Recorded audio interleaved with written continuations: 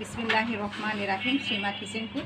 আমি আজকে আপনাদের কাছে রেসিপি নিয়ে আসছি। এখানে আমি এক বাটি পরিমাণ আমি সুজি নিয়ে আসছি, আর নেব পরিমাণ মতন আমি চিনি।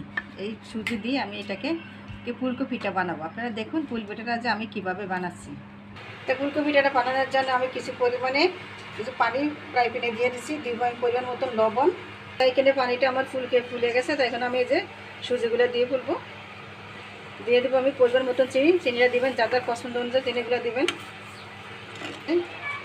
দেখুন আমি কিভাবে আটাগুলো কুটছি।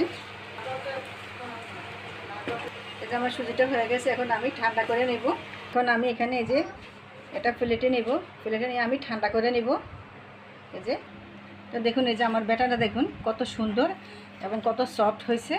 দেখুন এখন আমি এগুলা ভালো করে আমি মতো নিব। তো আমি এই যে এখানে আমি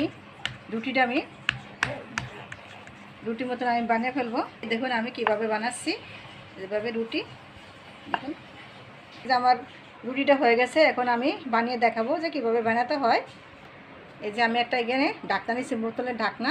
এই দেখুন এই ঢাকনা দিয়ে আপনারা এই যে এভাবে ইয়ে করে নিব, এভাবে।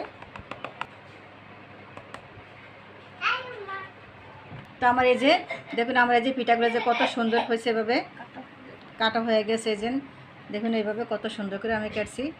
দেখুন এখন আমি এগুলা ভাজার জন্য আমি নিয়ে যাব। এই যে আমার কটুগুলো ফেটে হয়ে গেছে, এখন আমি ভাজার জন্য আমি একটা প্যান বসিয়ে দিব।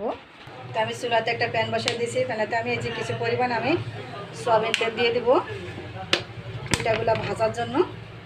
এই যে আমার তেলটা গরম হয়ে গেছে, তাই এখানে আমি একে একে সবগুলো পিঠা আমি দিয়ে দিব। এখন এই যে দেখুন আমার পিঠাগুলো কত সুন্দর করে ফুলতেছে। দেখুন এই যে আমার পিঠাগুলো হয়েছে, দেখেন এতে কত সুন্দর। এই যে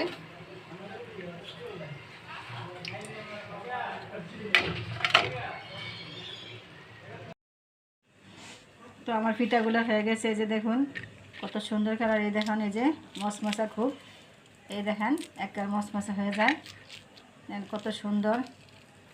প্লিজ আমার মতন আপনারা এভাবে বানিয়ে খেয়ে আমাকে কমেন্ট করুন। আমার ভিডিও যদি ভালো লেগে থাকে আমার চ্যানেলটাকে লাইক কমেন্ট করুন, নতুন হয়ে থাকলে সাবস্ক্রাইব করুন। আল্লাহ হাফেজ।